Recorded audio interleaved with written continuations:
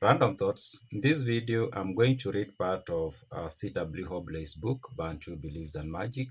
And in this part, he gives us the answer, or he explains this phenomena of, if you understand the geography of Kenya today, you'll realize that if you go to different regions of the country, you'll find that there are specific types of Christianity that are found in specific parts of the country.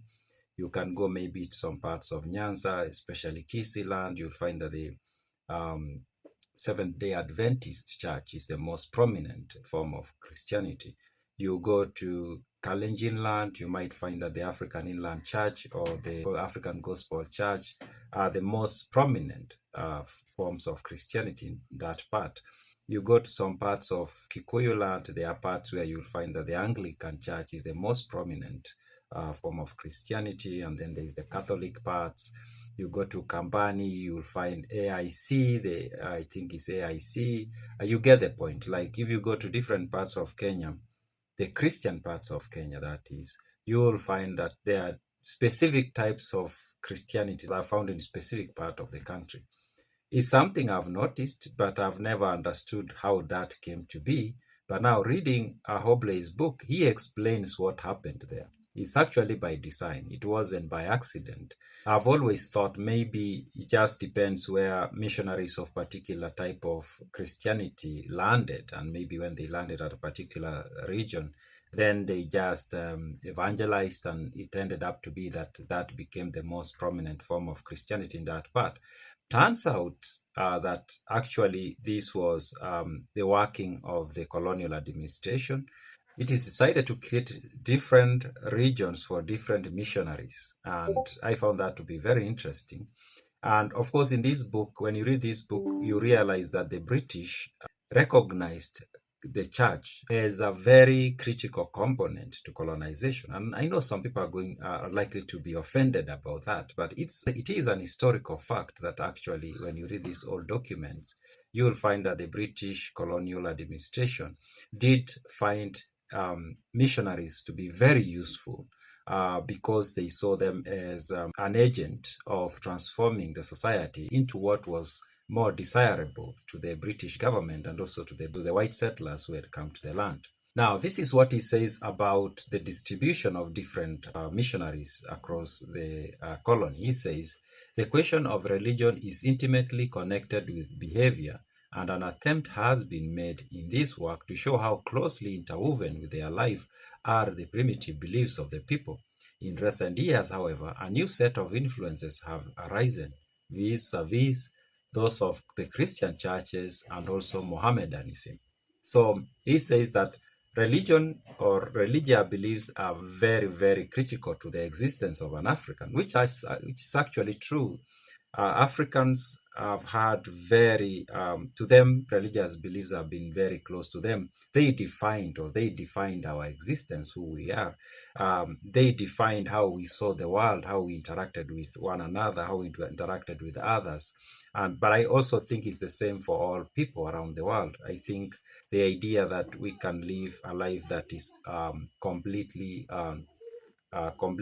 absent of religious beliefs, I think number one is a very modern way of thinking. Number two, I don't think it's actually very practical.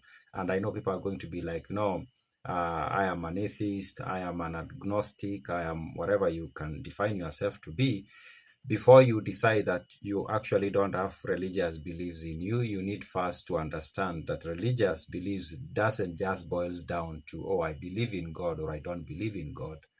It's a lot more than that, but that's a topic for another day. Because of this understanding, of course, the British, number one, they were not comfortable with the Africans continuing having their belief system that they had when the British arrived, because leaving the Africans to continue living in those belief systems was going to make it very difficult to control them.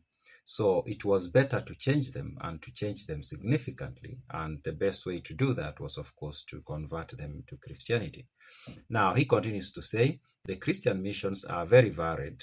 There are the Roman Catholic and the Church of England faiths, Methodist, Seventh-day Adventist, also loosely knit groups of nonconformist type known as the Inland African Missions and others. So there were all these different types of missionaries in Kenya, then the colonial Kenya.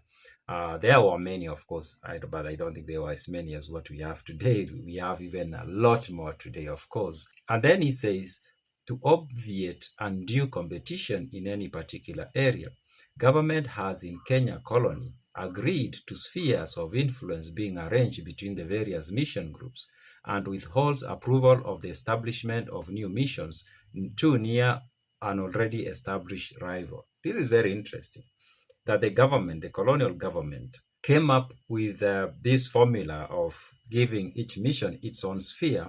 And if a new mission wanted to establish itself next to an already existing one, it needed to get permission from the government, which will determine whether it was infringing on the sphere of an already established mission or not. And seems like the government will say no, or it will say yes. And of course, maybe the other mission will dispute the other one being allowed to set up mission near them. The only argument in favor of this practice is expediency, for on ethical grounds, the state has no right to decide that the people of any particular area shall only have ready access to the doctrines of any particular church. So he says this was out of just expediency, like the government understood that this was not the right thing to do, because you are deciding the religious beliefs of people. You are deciding that they should have access to this form of Christianity and not this one. And they thought that was not a good idea, but they needed to do it anyway because they needed to overcome some problems that they thought they were going to face if they were going to allow all these missions to just set up wherever they wanted to set up.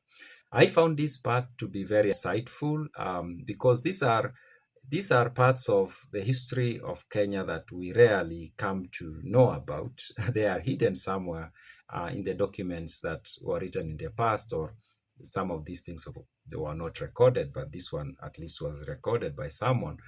But yeah, that complicates a lot of things when you come to realize this, because then you ask yourself, so people who believe in certain type of Christianity, they believe that because the government of the day decided that the people of this region are going to be introduced to this form of Christianity. But I don't think this is an issue that is limited only to colonial Kenya. Of course, this is a global issue.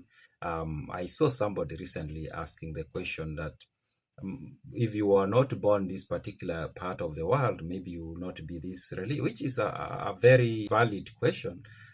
People become certain type or members of certain types of religions simply because they were born in a certain place. If they were born in a different place, they are likely to, of course, to believe in the belief system of the environment where they are born. But of course, yeah, people grow up and sometimes, but this is not the majority. There are a few people who grow up and then they start questioning what they believe in, and maybe they change their belief system. But for the majority, people just adopt what is present to them, and then they live their lives and they exit the world having those belief systems. And there's nothing wrong with that, actually. I personally don't think there's anything wrong with that, because the religion has its part in our lives, and if that makes your life easy to exist, then what is the issue really? Those are my random thoughts.